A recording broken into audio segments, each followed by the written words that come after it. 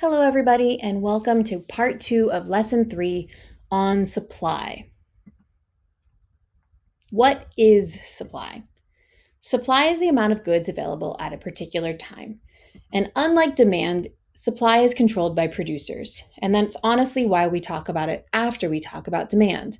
Demand tends to make a little bit more sense to all of us because it's about our choices as customers.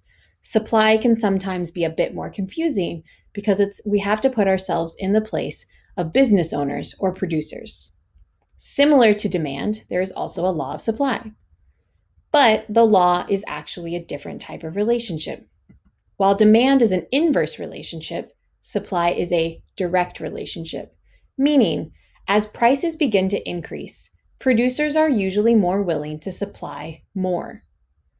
When prices begin to go down, producers tend to supply less. The reason for this has to do with profits. As a business, if I am able to charge a customer a higher price, I am more likely to sell more of whatever I'm making.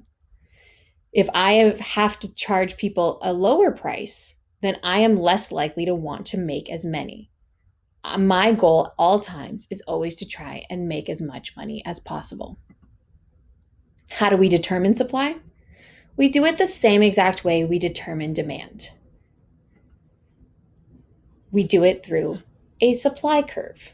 A supply curve is going to look exactly like a demand curve, and more often than not, they are both graphed on the same exact graph. The vertical axis is still price, and we would still label it P. The horizontal axis is still quantity, and we would still label it Q. The only difference now is that we are talking about quantity being supplied instead of the quantity being demanded. The other big difference is the direction of the curve itself. The supply curve actually goes away from the axes, and that's because as the price continues to increase, they continue to produce more. Let's take a quick check to see if we understand how to read a supply curve. On your note-taking guide, go ahead and answer the next two questions. How many slices would the pizza shop supply if they were able to charge their customers $2.50 a slice? Question number 2. How many slices would the pizza shop supply if they were able to charge their customers $1 a slice?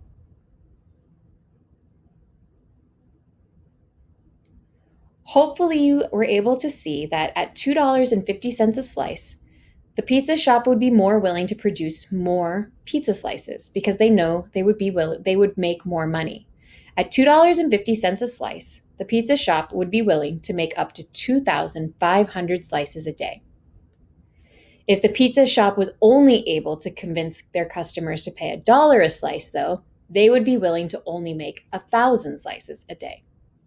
Just because this is how many they are willing to be able to make at those different price points does not mean that's how many they will actually produce. As you will see in lesson 4, we actually have to put our two curves together to figure out the exact amount to charge the customer and the exact number that should be supplied.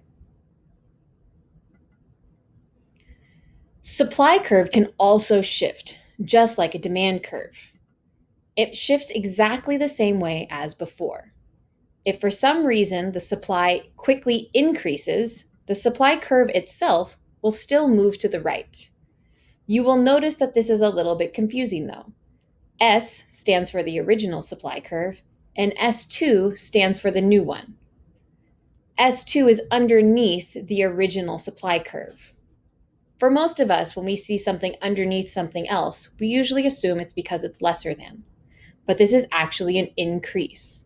If we think about it, now all of a sudden, the amount that they're charging, at a lower price, they would now be willing to produce less. And that continues throughout all of this. These same points on the diagram ultimately end up showing an increase in the supply. The same time, when the supply decreases for whatever reason, the supply curve will still shift to the left. The only difference is it's now above the original supply curve.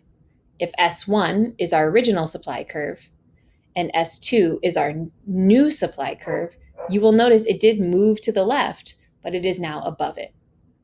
Again, if this doesn't conceptually make a lot of sense to you, don't worry. We will practice this in class together.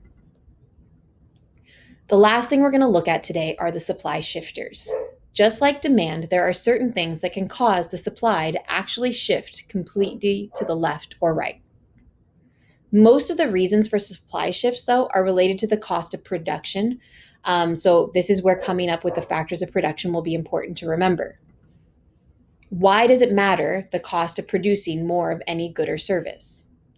If a producer's goal is to make money from selling their good or service, if it's going to cost them more money to produce it, then they will either have to charge a higher price and or produce less supply in order to still make the same amount of profit.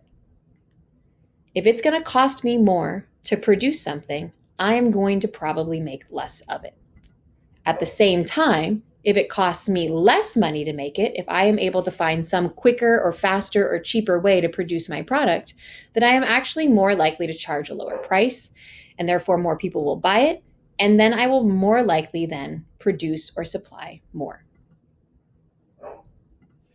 What can cause me to increase or decrease my supply? The first one is price and availability of resources. What this means is that there is some change in the cost of any of the factors of production used to produce my good. This is going to affect my supply. For example, if I make these beanbag chairs and all of a sudden it costs more to purchase the beans that go inside of them, I am going to produce less beanbag chairs, because all of a sudden it is going to cost me more to make just as many as I was making before. So in order to save money, I will produce less, therefore decreasing my supply.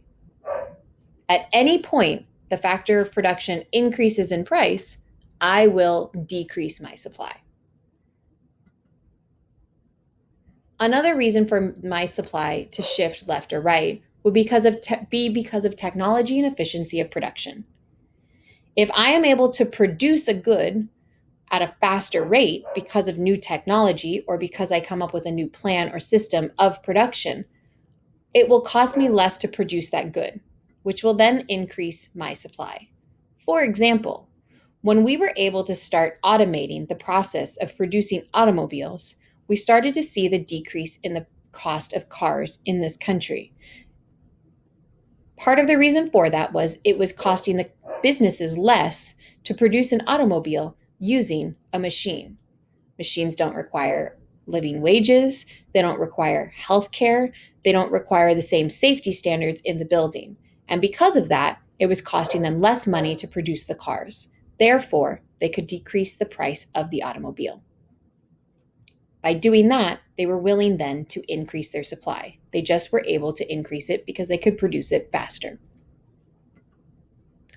Another supply shifter are government incentives and influences.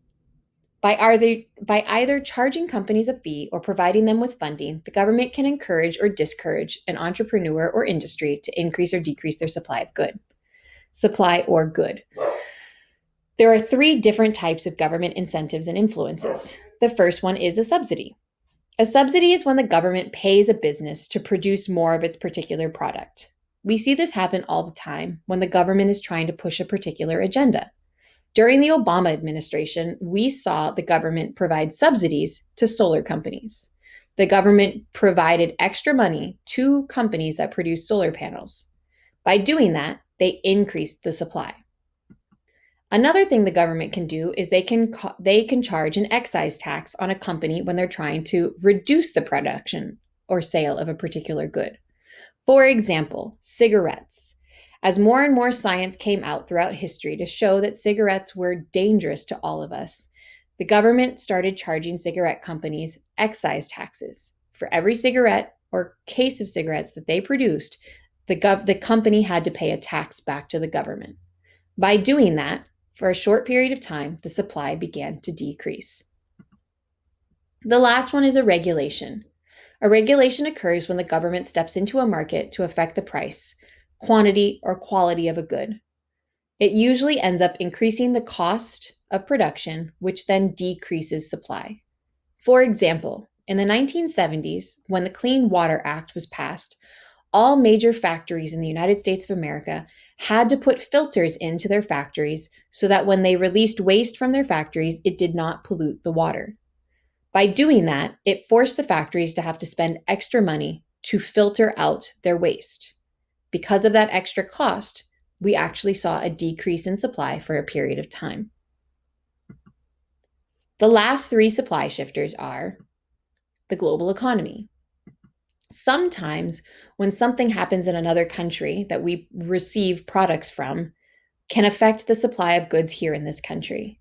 Other times, other countries can charge a tariff, a tax on an imported good, which will then work against our own supply of goods. So, for example, when the federal government of the United States of America placed a tariff on Chinese steel, we actually saw an increase in the supply of US or domestic steel. That's because our government put a tax on Chinese steel or imported steel. Therefore, people didn't want to pay for it because they would have to pay an extra tax. At the same time, another country can also do this to us. For example, China then put a tariff on US soybeans. By doing that, fewer and fewer soybeans were purchased by China. Therefore, we needed to decrease the supply of soybeans in the country so that we did not waste the crop. Another shifter are future expectations.